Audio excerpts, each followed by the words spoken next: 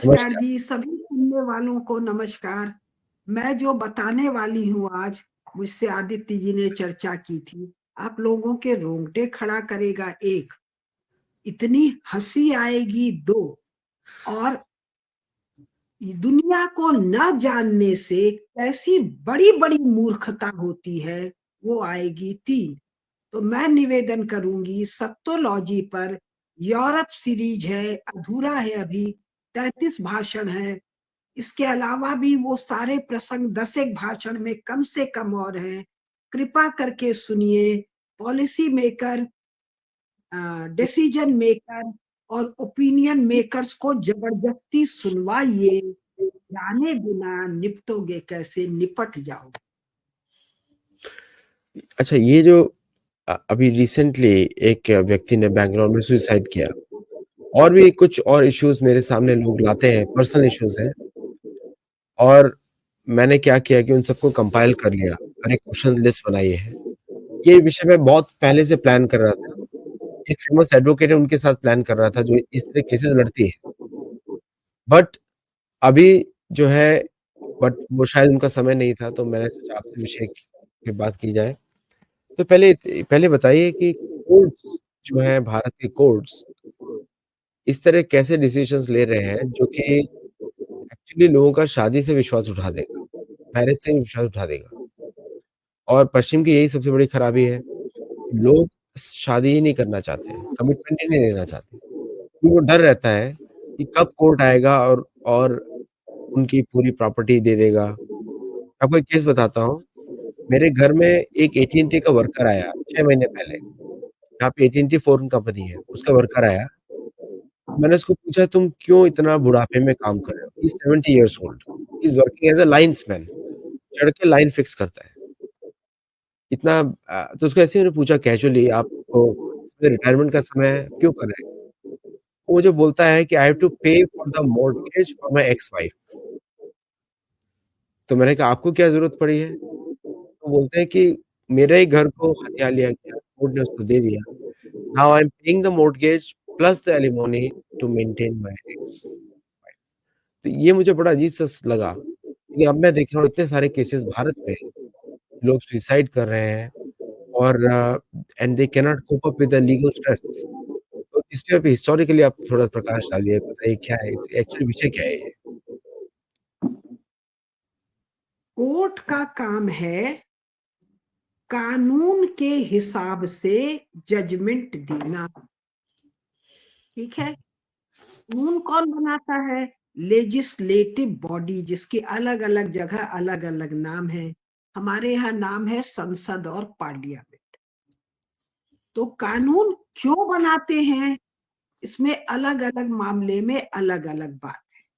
अभी जो मामला है, ये है पुरुष प्रताड़ना का। किसके द्वारा पुरुष प्रताड़ना? पुरुषों के द्वारा पुरुष की प्रताड़ना। पुरुषों के द्वारा कैसे?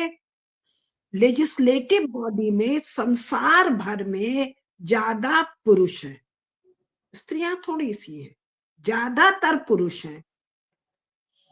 तो इन पुरुषों ने ही पुरुषों के प्रताड़ना, यानी पति के रूप में, बेटे के रूप में पुरुष विवाह करेगा ही, 95% पुरुष। तो जैसे ही वो पति रूप में आएगा, उसकी प्रताड़ना का इंतजाम किया है संसार भर की लेजिस्लेटिव बॉडीज ने। क्यों किया है? अब इसको थोड़ा सा आप लोग सुन लीजिए। एक तो सबको सुनने वालों को पता है कि हमारे यहाँ जो कानून चल रहा है वो एंग्लो सैक्सन कानून है, यानी जो अंग्रेज थे उन्होंने जो कानून बनाया। जहां फ्रेंच थे वहां फ्रेंच लोगों ने जो कानून बनाया, जहां इटली वाले थे, जहां बेल्जियम वाले थे, यानी मोटा मोटी यूरोप की कानून व्यवस्था के अनुसार संसार भर में कानून बने हुए हैं फिलहाल। और उन समाजों के अपनी परंपरा के अनुसार कानून नहीं है। तो ये जो पुरुष प्रताड़ना है, ये पुरुष की पति के रूप में प्रताड़ना है, ध्यान दीजिएगा। पति के रूप में स्त्री से प्रताड़ना है, किससे? जब वो पत्नी रूप में है। यानी पति की प्रताड़ना पत्नी के द्वारा ये मॉडल संसार भर में है। क्यों है? यूरोप के कारण। अब एक पुस्तक मैं आपको दिखाती हूँ, विमेन चर्च एंड स्टेट है, कई बार पहले दिखा चुकी हूँ। The gospel according to women, gospel का मतलब हुआ बाइबिल, तो Bible according to women, Bible ने वुमन को, स्त्री अलग है, वुमन अलग है, औरत अलग है। तो मैं कभी कभी स्त्री बोल जाऊंगी, लेकिन उसको आप लोग वुमन के अर्थ में लीजिएगा। मतलब क्या हुआ फर्क? यूरोपियन और क्रिश्चियन और चर्चियन कंसेप्ट ऑफ विमेन, दो किताबें।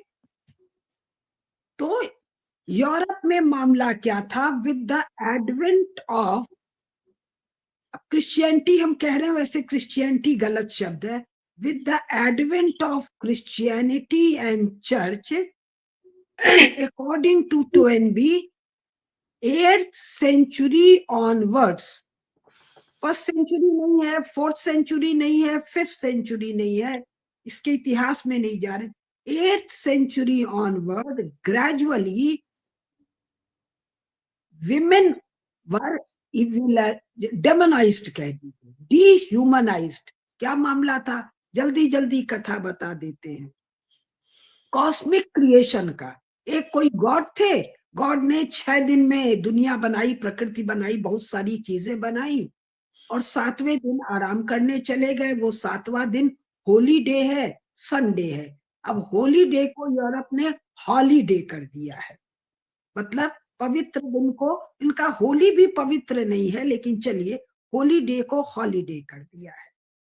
तो उसमें ये कहते हैं, उनकी कहानी में, उनके गॉस्पेल में, चर्च में, क्रिश्चियनिटी में, बाइबल में, और ये प्रेवेलेंट रहा है यूरोप में, कि गॉड ने सभी को जोड़े में बनाया। किसको? कुत्ता, कुतिया, शेर, शेरनी, बिल्ली, बिलौटा, गौरैया, मतलब मेल एंड फीमेल, कबूतर, कबूतरी, मोर, मोरनी, and it list goes on. किंतु मैन को एडम का पार्टनर नहीं बनाया। क्यों नहीं बनाया? क्योंकि गॉड ने एडम को अपने जैसा बनाया, इन हिज ओन इमेज। अब गॉड बेचारे की पार्टनर ही नहीं है बाइबल की कहानी में। ये सब कहानी है, गप है, वास्तविकता नहीं है। इसीलिए इसको गॉस्पेल, गुड न्यूज कहते हैं। अब इसके इतिहास में नहीं जानते हैं, क्योंकि मैंने सप्तोलॉजी पर विस्तार से इस विषय को बोला है। आज मुझे कानूनों पर बोलना है और आत्महत्या पर बोलना है। इस गॉड बेचारे की पार्टनर नहीं थी, तो बेचारे ने अपने आप अपने जैसा एक एडम बनाया। ये मनुष्य नहीं है, ये एडम है। तो मनुष्य और एडम में क्या फर्क है? उसके बारे में इंटेलेक्चुअल धारणा क्या है, कंसेप्चुअलाइजेशन क्या है। तो इनके बाइबल में कथा है कि गॉड एक दिन टहल रहे थे गार्डन ऑफ ईडन में। गार्डन ऑफ ईडन इनका दजला फरात के रेगिस्तान में है। तो देखा बेचारा एडम सोया हुआ है, बड़ा उदास है। गॉड को दया आई, गॉड को मर्सी आई। दया और मर्सी भी अलग है। तो जब मर्सी आई तो गॉड ने एडम का पेट फाड़ा, उसकी पसली निकाली और ईव को बना दिया। ईव से ईविल है शुरुआत, प्रारंभिक बिंदु। कहा? गॉस्पेल में, बाइबल में। Women was not in the original scheme of creation. She is an afterthought. She is an appendage on the scheme of creation. She is an extra, and she is Eve. She is evil. अब Adam भी नंगा घूम रहा है, ewe भी नंगा घूम रहा है। इनके यहाँ नंगापन बड़ा आनंद का विषय है। कहाँ? बाइबल में। तो बाइबल में एडम और ईव कोई गार्डन ऑफ ईडन है, उसमें नंगे घूम रहे हैं। तो इनके यहाँ एक शैतान है। ये किताब जिनको रुचि हो पढ़ डालिएगा, द ओरिजिन ऑफ शैतान। एक झूठ बहुत बड़ा चलता है कि बाइबिल जूइश चीजों से निकला हुआ है। जूइश लोगों का जो बाइबिल है, ओल्ड टेस्टामेंट, उससे निकला हुआ ना भैया। जू लोगों के ओल्ड टेस्टामेंट में शैतान नहीं है, ईविल नहीं है, स्त्री, विमेन। तो अब इस कहानी में इसके भी डिटेल में हम नहीं जा रहे हैं, एक अलग से हम कर देंगे। जो शैतान है ये गॉड के बराबर है या गॉड से थोड़ा बड़ा है। गॉड को जब नहीं तब हरा देता है। तो ये शैतान क्या करता है, ईव को फुसलाता है। ईव स्त्री क्या है, खोपड़ी से कमजोर है, कानूनों पर ध्यान दीजिएगा, दिमाग से कमजोर है, इमोशनल है, इम्पल्सिव है। कौन कह रहा है, चर्च कह रहा है। बाइबिल किसके द्वारा लिखा गया, जिनके द्वारा लिखा गया उनको चर्चमैन कहते हैं। एक आदमी ने बाइबिल नहीं लिखा, अनेकों ने लिखा, उसमें 4 का स्वीकार है, और जिन 4 का स्वीकार है उनके भी मत अलग अलग है। एनीवे, तो शैतान ने विमेन को, ईव को फुसलाया, और फुसला के क्या कहा, ये ढक के कथा कहते हैं सेव खा लो। सेव क्या है, पुरुष के साथ सेक्सुअल रिश्ता बना लो। हमारे यहाँ कितना सुंदर शब्द है, अभिसार, प्रणय, समागम। इनके यहाँ क्या है, सेक्सुअल रिलेशन, फिल्दी एक्ट। तो ये फिल्दी एक्ट कर लो, इसी को कहते हैं सेव खाना। एप्पल जो कंपनी है उसके कंप्यूटर पर आप लोग एक सेव देखेंगे जो दांत से खाया हुआ है। ये शैतान का प्रोपोगंडा है। हम चर्च को नहीं मानते, हम किसको मानते हैं, शैतान को। तो जैसे ही ईव ने फिर एडम को फुसलाया, तो ईव कौन है चर्च के अनुसार, टेम्पट्रेस है, एडल्ट्रेस है, गॉड फियरिंग नहीं है, गॉड रिवोल्टिंग है, और चालाकी करती है, दुष्ट है। तो ये एडम को फुसलाती है, दोनों सेक्सुअल इंटरैक्शन करते हैं। प्रणय नहीं है, अभिसार नहीं है, समागम नहीं है, क्या है, एक गंदा, ईविल, घृणित सेक्सुअल एक्ट है। सेक्सुअल एक्ट की घटना घटते ही गॉड को पता चलता है, वो आता है, बड़ा गुस्सा करता है, चिल्लाता है, झगड़ा करता है, और दोनों को धक्का देके धरती पर फेंक देता है। अब इसकी भी डिटेल में नहीं जा रहे। तो एडम मनाता फुसलाता है, बनाता है गॉड को, ऐसा नहीं करो, ऐसा नहीं करो। तब गॉड एडम को क्षमा करते हैं। एडम कौन है, पुरुष। ओरिजिनल कहानी क्या है, पुरुष अच्छा है, पुरुष तो गॉड जैसा है। गंदी कौन है, विमेन है, ईविल है। ये कथा कब तक चली, 1970 तक यूरोप में चली। 1970 के बाद विमेन डिकेड जब डिक्लेयर हुआ है, अचानक पलटा मार गए। अब तो ओरिजिनल कहानी में ये जो दुष्टा विमेन है, ये जो चुड़ैल है, ये जो विच है, जिसको ये लोग विच को बिच कह के बुलाते हैं, कुतिया कह के बुलाते हैं, यूरोप। बार बार बात कहाँ की हो रही है, यूरोप। यूरोप में कौन, चर्च। कुछ कह रहे हैं आप, एक्चुअली वो बुक एक बार वापस दिखाइए, वो स्क्रीन पे थोड़ी जल्दी चली गई वो book, the origin of Satan, Elaine Pagels. हाँ प्लीज कंटिन्यू। और पब्लिशर पेंगुइन, हाँ पेंगुइन यस। का पब्लिकेशन है। मैं चश्मा लेके नहीं बैठी, ईयर ऑफ पब्लिकेशन नहीं बता पा रही हूँ, हाँ चश्मा नहीं है मेरे पास। हाँ प्लीज। तो क्या बात कह रही थी मैं, हाँ हाँ, तो जो 1970 तक कथा में ये जो विमेन है, ये चुड़ैल है ईव, और ये शैतान की एजेंट है, शैतान की चेली है। और 1970 के बाद ये बिचारी हो गई, चुड़ैल बिचारी हो गई, और जो गॉड जैसा एडम है वो क्या हो गया? ये हो गया डेमन, प्रेशर, हिंसा, क्रूवेल। क्यों हुआ, कैसे हुआ, इसी में कुल कथा छिपी है।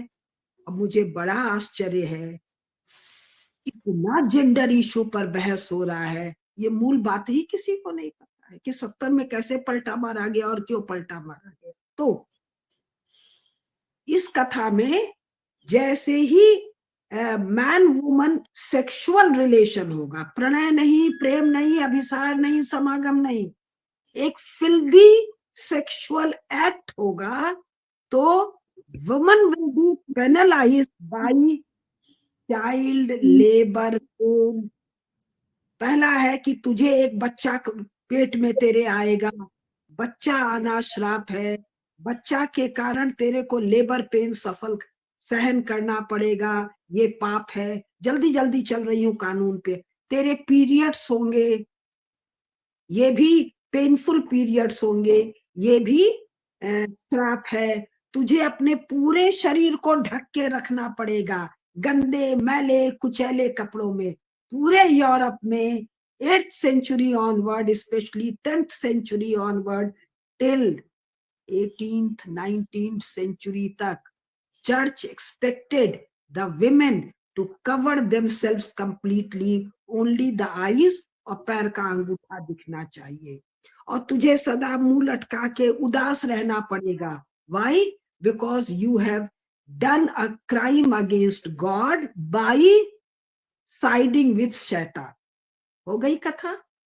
अब 11वीं सेंचुरी से या 10वीं सेंचुरी से 17वीं 18वीं सेंचुरी तक चर्च ने वुमन को ईवल और बिच बता के काटा और मारा। पूरा यूरोपियन माइंडसेट और यूरोप के कारण संसार भर का कानून इस वुमेन को बिच मानता है। इसलिए जब रेप होता है तो चर्च का क्या कहना है?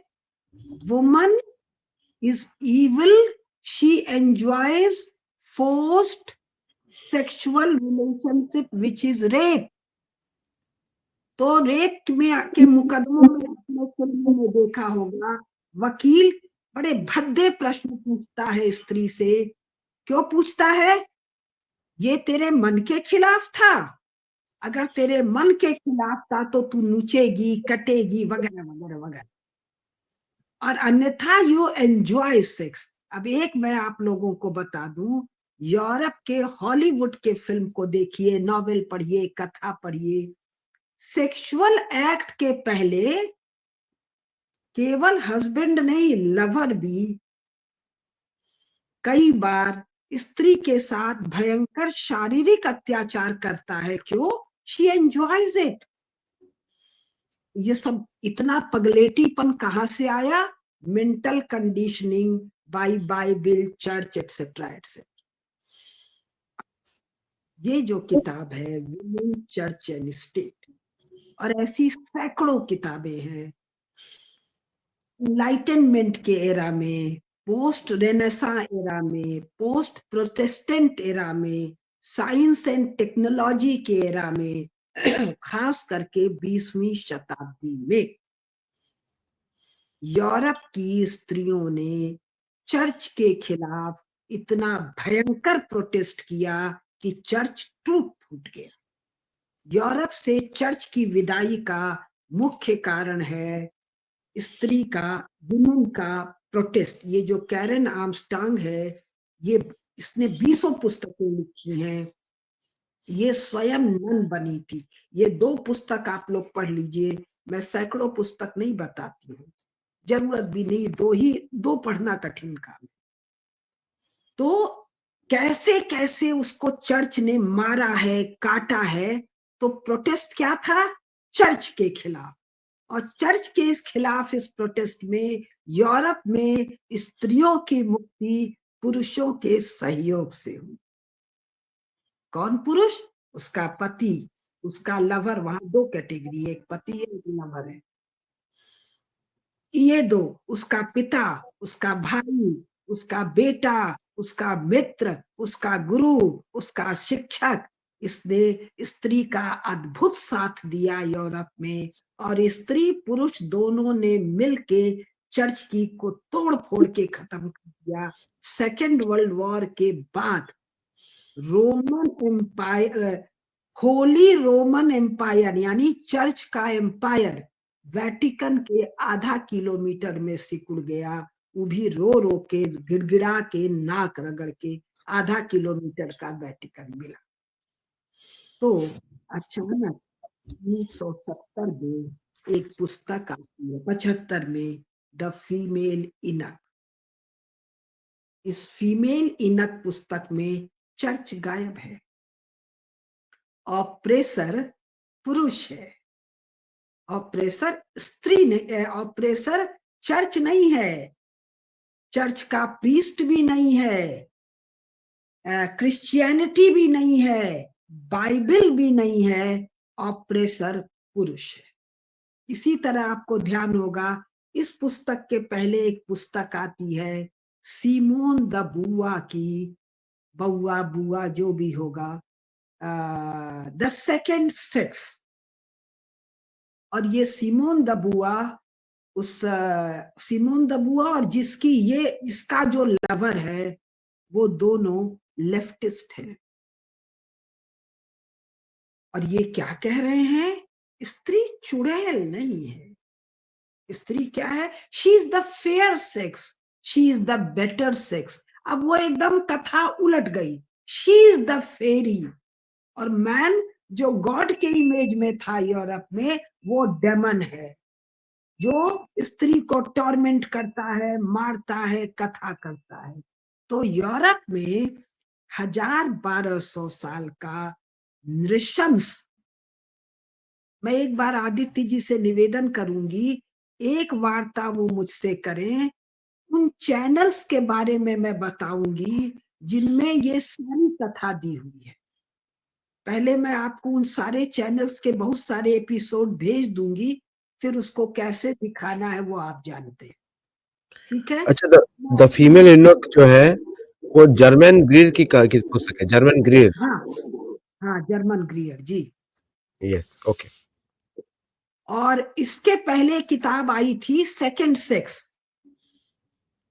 सेकंड सेक्स है कि याद नहीं आ रहा है, सीमोन द बुआ की, वहीं से कथा पलटा था जो मेरे को जानकारी। तो क्या हुआ, चर्च को हटा दिया और चर्च की जगह क्या ला दिया, सभी धर्म हिंदी भाषा में स्त्री को प्रताड़ित करते हैं। अरे धर्म का अर्थ ही है सबका सुरक्षा। ताड़ित कौन कर रहा था, क्रिश्चियनिटी और इस्लाम। तो क्रिश्चियनिटी इस्लाम से हटा दिया और क्या कहा 1970 या 60 या में ये डिबेट शुरू हो गया। 50 में यूरोप की स्त्रियों ने कपड़ा उतार के फेंकना शुरू किया। कब, गर्मी के ऋतु में, जाड़े में तो पहनना मुश्किल मजबूरी थी। वो जो ब्रा बर्निंग और दुनिया भर का चीज है जिसका मजाक उड़ाया जाता है, उन वीर यूरोपियन स्त्री को मेरा प्रणाम निवेदित है जिन्होंने चर्च के पैशाचिक तंत्र को तोड़ दिया। लेकिन उसके बाद क्या हुआ, ये जिसको आजकल वो कहते हैं, लेफ्टिस्ट कहते हैं, ये और चर्च मिलकर, और लेफ्ट की असली लड़ाई किससे थी, चर्च से लड़ाई थी। ये कथा अभी मैं आपको बता दूंगी। 70s में आपको ध्यान होगा एक विमेन डिकेड या फीमेल डिकेड या क्या एक डिकेड आया था ना, और इसके बाद एक 8 मार्च या 9 मार्च विमेन्स डे मनाते हैं। तो अचानक सारे संसार में क्या कथा चालू कर दिया, और इसको सबसे ज्यादा अगर फैलाया है तो चर्च और लेफ्ट ने मिलके, और सबसे ज्यादा इसमें दुर्गत हुई है तो यूरोप के पुरुष की, भारत के पुरुषों की या संसार भर के पुरुषों की अभी शुरू हुई है। और जरा सा बुद्धिमानी करेंगे तो मिनटों में संभल जाएगी, मिनटों में चुटकियां बजाते संभल जाएगी। लेकिन आजकल एक नारा चल रहा है ना, बटोगे तो कटोगे। तो एक नारा मैं दे रही हूँ, नहीं जानोगे तो निपट जाओगे, जानोगे तो निपटा दोगे। तो इसको और सुंदर आप लोग बना लीजिए पुरुष लोग।